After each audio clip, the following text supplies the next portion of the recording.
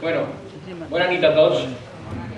I quan dic a tots, em refereix a homes i dones, xiquets i xiquetes, que en això de la moda de la diferenciació dels gèneres en el parlar s'ha arribat a extrems prou ridículs. Bé, bona nit, dic, i encara afegiria que meravellosa i màgica nit en què el xiquet, parlem del grup d'acció valencianista, que naixé d'un grup de pares il·lusionats, s'ha fet un jove que per les vicissituds i perills als que s'ha enfrontat li han fet madurar prompte i convertir-se en tot un home de 30 anys.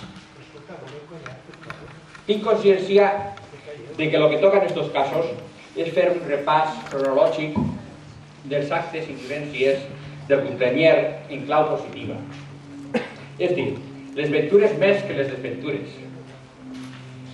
I jo, encara que molt somer i curtet, no us preocupeu, 5 minuts, tot el més, no tinc més remei que fer alguna cosa per aquí. En el principi dels temps, diguem 1966, ja es començaren molts grupers de valencians a rebotar-se per els actes que en el parterre se feien, patrocinats per la Casa de Barcelona, ballant sardanes i fent propaganda catalanista a tots els valencians que s'acostaven allí en tota sa bona fe. Un d'estos grups el formaven Manolo Sarso, Rafael Orellano, Simó Santoncha, Pascual Martín Villalba, entre altres. A raïs d'un comentari del diari Quisquén, el diari Avui, i de moltes cridades i escrits de persones valencianistes i valencianes, des del carrer de Cronista Carreres, seu de la Paraeta de l'Horat i despatx de Manolo Sarso, prengueren la idea de formar un grup acordat entre ells que es ficara el més vell a comanar-lo. Bueno, el més vell no és la paraula adequada en aquell temps, diguem major, com president, que de tots ells era Rafa Orellano. Vicepresident es ficà Francisco Ruiz i com a secretari Manolo Sarso, siguem vocals el resto de les persones que perteneixien a la Paraeta. A la Saó, el grup tenia la seu en Doctor Landet i en 1978 es va nomenar com a president a en Pascual Martí Villalba i poc després, en el Col·legi dels Jesuïtes, va entrar com tesorer Pepe Alba, que segueix treballant i representant el grup sense descans, com tots sabeu. Tot el més o manco ho coneixeu. La batalla de València, l'episodi de la Senyera, acció valencianista i valencianisme. Valencianisme i valencianisme, sobretot cultural, i al marge de bandaes polítiques.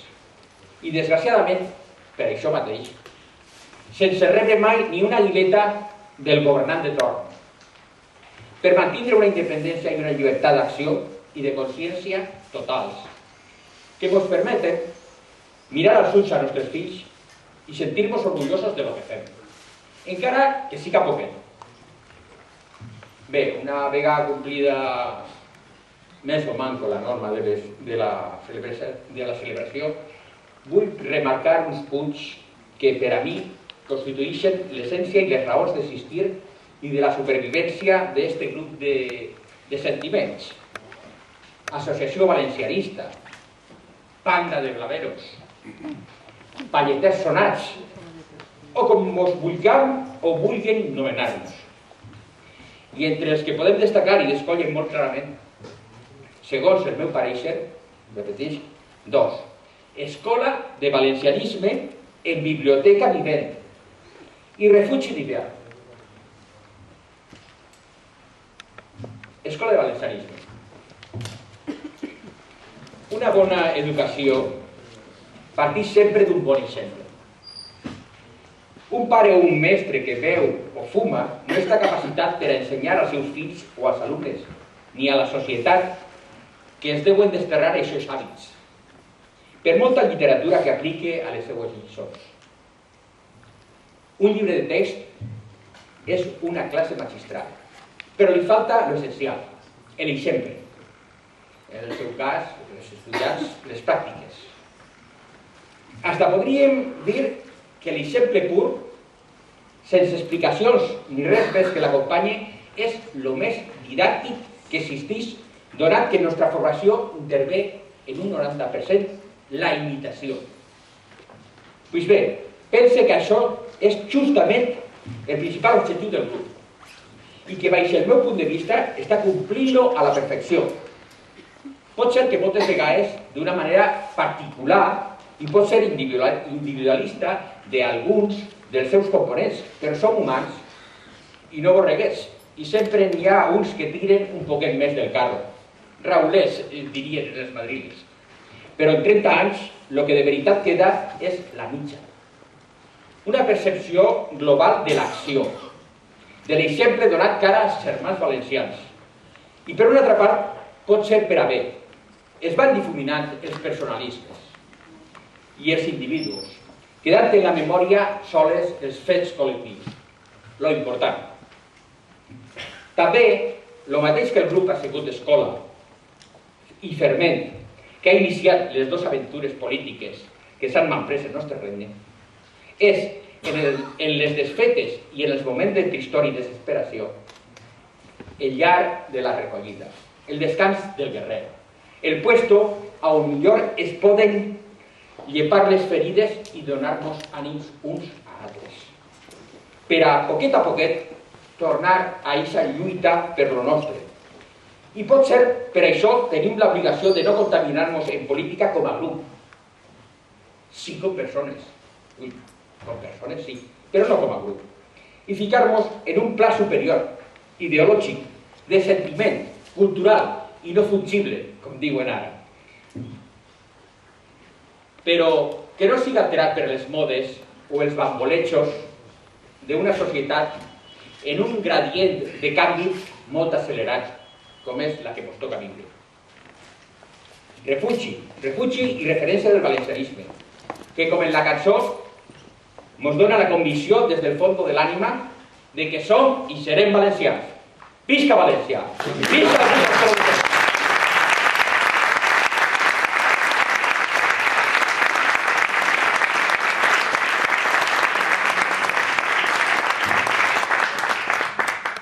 Bé, ara passem a presentar-vos una sèrie de persones clau en el desenvolupament de la llavor feta durant aquests 30 anys. Sense que això siga oblidar a tantes altres que participaren i ajudaren, contribuint a que ara el grup siga el que és. Referent del valencianisme cultural, d'ànima i de cor. Es començarem, com sempre, del més antic, que no vell, al més nou, que sí pot ser el més jove.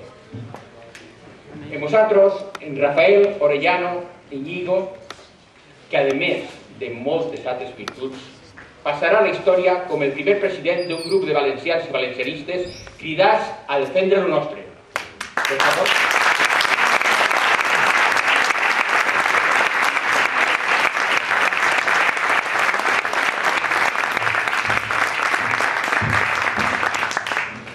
Bona nit. Primer que res, felicitar-vos per estar així avui. No és fàcil. En València, jo soc ja molt vell i tinc l'experiència de que en València les entitats no duren tant. Les entitats culturals no duren tant. Aquesta entitat, a més de cultural, és sobretot d'acció valencianista per a defendre les nostres senyes d'identitat. Per tots els puestos ens estan fent mal. El grup d'acció valencianista naixqué, fixeu-se bé, naixqué apolític, completament apolític. Tenien de tots els colors polítics com associats en el grup d'acció valencianista, de tots els colors. I tots valencianistes per damunt de tot. I molts queden que tricar els seus carnets polítics davant dels secretaris dels partits per protestar de les coses que estaven fent contra València. I eren, ja us dic, no s'espera. El grup d'acció valencianista és el que té que viure i sobreviure per damunt de tot. El que passa és que el grup d'acció valencianista, quan hi ha una política que pot fer bé a València, pues està obligat a apoyar-lo.